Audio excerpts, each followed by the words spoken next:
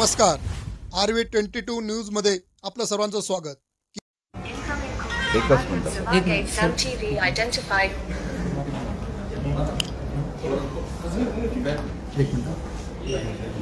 एकच मिनिट माईकचं काय राम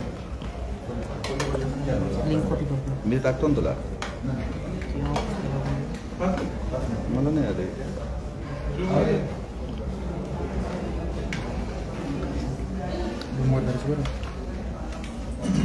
हां बघ मला व्हॉट्सअप कर.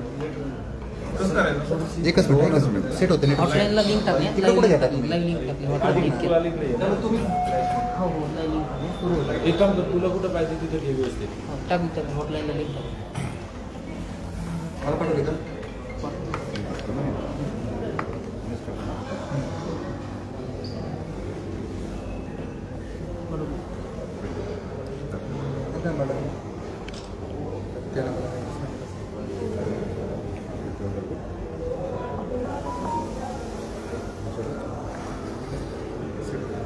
सर एकच मिनिट सेट होतं. हो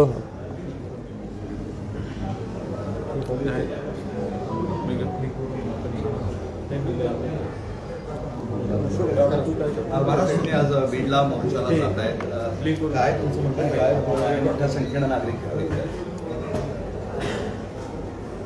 कैलासवासी संतोष देशमुख यांची इतक्या क्रूर पद्धतीने हत्या झाली, अत्यंत दुःख आहे. आणि एक महाभयानक परिस्थिती महाराष्ट्रात निर्माण झालेली आहे. आणि महाभयानक परिस्थिती मला सांगायला सुद्धा लाज वाटते.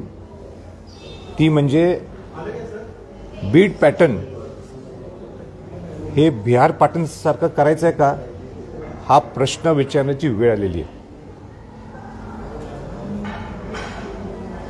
19 दिवस झालेले आहेत आणि अजूनही राहिलेले आरोपी त्यांना अटक झालेली नाहीये.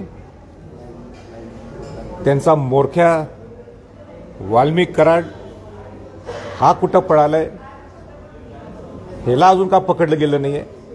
नुसता मोकाल लावतो म्हटलं विधान भवनाच्या पटलावर, असं चालणार नाही. आणि ह्या मोरख्याला, वाल्मिक कराड या मोरक्याला संरक्षण देणारे इथले मंत्री, ह्यांची अजून मंत्रिपदातून हक्कलपट्टी का झाली नाही, त्यांनी राजीनामा का दिला नाही, हा आमचा प्रश्न आहे. माझा म्हणण्याचे मी महाराष्ट्रात पहिला होतो की मंत्रिपद शपथ घ्यायच्या अगोदर मी त्यांना सांगितलं होतं की ह्या केसला जर न्याय द्यायचा असेल तोपर्यंत तुम्ही ज्या वाल्मिक कराडाचे जे आश्रयदाते आहेत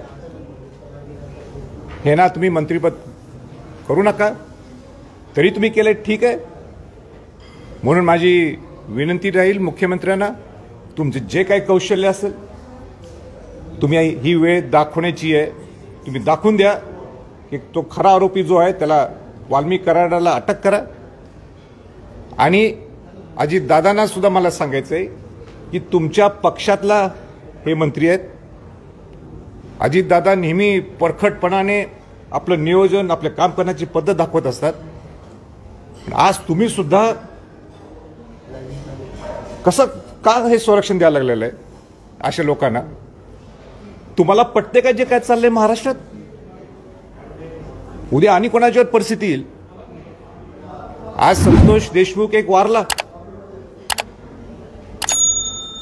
उद्या अनेक असे जर लोक मारायला लागले, बिनधास्तपणाने खून करायला लागले क्रूर पद्धतीने, हे महाराष्ट्राला परवडणार आहे का? आणि म्हणून संतोष देशमुखांना, एक प्रामाणिक कार्यकर्ता, याला न्याय देण्यासाठी सर्व पक्षातले लोक, सर्व धर्मातले लोक, सर्व जातीतले लोक आज बीडला या मोर्चासाठी सहभागी आहेत. इथं कुठं जाती वळण देण्यासाठी अनेक लोक प्रयत्न करत असतात. त्या जातीवर देण्याचा काय विषय काही नाहीये. इथं एक बौद्ध समाजाच्या माणसाला वाचवण्यासाठी हा संतोष देशमुख हा गेला होता. इथं कुठं जाती वळण काय आलंय. आणि म्हणून आम्ही सुद्धा वाट पाहत आहोत सरकार काय नेमकं आणि कठोर भूमिका काय घेत आहे. राजकीय वरदहस्ताशिवाय एखादा आरोपी 19-20 दिवस तर बेपत्ता राहू शकत नाही आणि मग ते पूर्ण राज्य सरकारचंही अभय असू शकतं. 100% त्याला राजकीय पाठबळ असल्यामुळंच हे संरक्षण मिळायला लागलेलं आहे. मला सांगा, स्वतः पंकजा मुंडेंनी सांगितलं त्यांच्या सभेत की वाल्मिक कराडशिवाय धनंजय मुंडेंचा पान हलत नाही. आज पंकजा ताई सुद्धा का बोलत नाही याच्या पुढं? त्या दिवशी बोलून गेल्या, पण हत्या झाल्यानंतर का बोलत नाही? हे तुम्हाला दोघांना परवडते का? दोघांनी चालते का धनंजय मुंडे आणि पंकजा ताईंना की जे बीडमध्ये चाललंय? अहो, कुठंतरी राजकारणाच्या पलीकडे जाऊन विचार करा. ही माणुसकीची हत्या आहे. कुठल्या माणसाला पटणार आहे? ज्या पद्धतीने त्याचा क्रूर हत्या केलेली आहे, कोण सहन करणार आहे? बीडमध्ये गुन्हेगारीचा अतिरेक झालाय. ही घटना फक्त एक म्हणजे दिशा दर्शवणारी ठरलेली आहे. या आधी बीडमध्ये असले प्रकार खूप जास्त होत आहेत. नाही, मग खरंच आहे. मी सुद्धा एकदम राज्यात सगळ्यात जास्त परवाने एक छोटा जिल्हा असतो बीडमध्ये. मी सुद्धा थकीत झालो. जे रिपोर्ट आलाय की 1200 रिव्हॉल्व्हरचे काय पिस्तलचे परवानगी इथं आहेत. स्वतः धनंजय मुंडे बंदूक घेऊन असे हवेत फायर करताना किंवा असं हातात धरताना ते फोटो आहे. फोटो काढू कशी शकतात? हा मेसेज काय द्यायला लागले तुम्ही तुमच्या जनतेला की इथं आम्ही ही आमची पिस्तूल म्हणजे आमची दहशत आहे, इथं आम्ही दहशतीवर राजकारण करणार? या पुरोगामी महाराष्ट्रात ह्या सगळ्या गोष्टी खपून घ्यायच्या का आपण? आता नाही चालणार. आणि त्यासाठीच आमचा बीडकडे माझा दौरा आहे. मुंडेंचा राजीनामा घ्यायला हवा. द्यायलाच पाहिजे त्यांनी. मी आज नाही मागत. मी पहिल्या दिवशी त्यांना मंत्रीपद देऊ नका हे मी सांगणार. मी पहिलं आहे का मी त्या लोकांच्या जनतेच्या भावना पाहिल्या होत्या. मी जे संतोष देशमुख यांच्या घरी गेलो होतो भेटायला, ते 23 दिवसानंतर हे आरोपी पकडण्यात नाही. हे राज्य सरकारचं अपयश आहे का? गृहमंत्र्यांचं अपयश?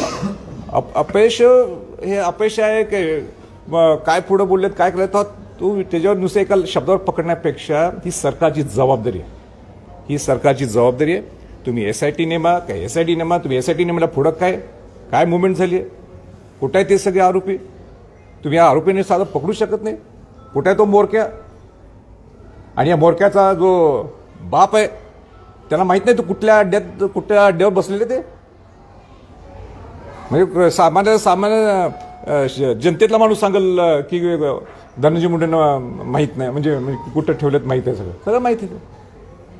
राजे, जाणीवपूर्वक राजकारण केलं जाते असं देखील काही नेत्यांनी आरोप केला. अंजली दमानी या सगळ्या आलेल्या होत्या, त्या सुद्धा बीडमध्ये आज मोर्चामध्ये सहभागी होत आहेत. त्यांनी सुद्धा आरोप केलाय की सगळे राजकीय नेते सारखेच आहेत. काही जणांच्या फार्म हाऊसवर सुद्धा काय होतं ही चौकशी करावी, कारण बीडमध्ये जे आहे राजकीय नेत्यांवर म्हणजे सूरज धसांवर सुद्धा आरोप केलेत काही. नाही, आता नेमका त्या काय बोलल्या मला कल्पना नाही आहे. आपण फोकस सोडायला नको. आपला फोकस जे संतोष देशमुख यांच्या केसवर असणं गरजेचं आहे. संतोष देशमुखांना ज्या पद्धतीने क्रूर पद्धतीने हत्या केली ह्याचा निकाल लागेपर्यंत मला वाटते दुसऱ्या अँगलमध्ये जाणं हे नंतरचा टप्पा आहे. पहिला टप्पा की संतोष देशमुखांच्या सगळ्या घरातल्या लोकांना न्याय मिळवून देण्याचा. की धनंजय मुंडेंना माहिती असेल वाल्मिक कराड कुठे असणारच. मला सांगा, पंकजाताई मुंडे स्वतःच म्हणतात, मी नाही म्हणत. पंकजाताई मुंडेंनी काय सांगितलं की वाल्मिक कराड म्हणजे धनंजय मुंडे पान सुद्धा हालत नाही वाल्मिक कराड शिवाय. हे माझं वाक्य नाही आहे. कंपनीत भागीदारी आहे, त्यांचे 7-12 बाहेर पडलेले आहेत सगळीकडं. आता एवढं सगळं जाऊ वट्टमुक्त्यार दिलेलं आहे त्यांच्याकडे. वट्टमुक्त्यार कोणाकडे दिलं जातं? जमिनीचं वट्टमुक्त्यार कोणाकडे दिलं जातं? ज्याचे चांगले संबंध आहे, ज्याच्यावर विश्वास आहे त्याला वट्टमुक्त्यार पत्र दिलं जातं. आज वट्टमुक्त्यार तुमचा आहे ना दिलं, कुठे बघतो तुम्हाला माहित नाही? अरे काय आहे, असं होऊ शकतं केवळ. अंजली दमानी म्हणतात की संतोष देशमुख प्रकरणातले जे 3 फरार आरोपी त्यांची हत्या झाल्याचा आरोप दावा त्यांनी केला. फोन आला होता त्यांना? नाही, मला सुद्धा आज सकाळी ते कानावर आलं. म्हणजे त्यांच्या स्टेटमेंटचं मला कोणीतरी मला बोलून दाखवलं. पण मला असं वाटतं की मला त्याचा पूर्ण अभ्यास झाल्याशिवाय किंवा पूर्ण त्याचं निरीक्षण झाल्याशिवाय मी स्टेटमेंट करणं हे बरोबर नाही. हा फार संवेदनशील विषय. मला वाटतं ज्या स्टेटमेंट त्यांनी केलेलं आहे त्याची म्हणजे खबरदारी त्याला काय म्हणतो ते इन्व्हेस्टिगेशन हे त्या कन्सर्न डिपार्टमेंटने करावं. जिल्ह्यामध्ये अशा बऱ्याचशा घटना घडतात की ज्यामुळे प्रश्न उपस्थित होतात कायदा सुव्यवस्थेचा. तर त्या ठिकाणचे पालकमंत्री सुद्धा गृहमंत्रीच असावे अशी मागणी जी आहे नरेंद्र पाटलांनी केली आहे. असं राज्यात घडूच नाही. मात्र तसंच होत असेल तर स्वतः गृहमंत्री लक्ष द्यायला हवं. गृहमंत्री हे राज्याचे आहेत, नुसतं एका जिल्ह्याची नाहीत.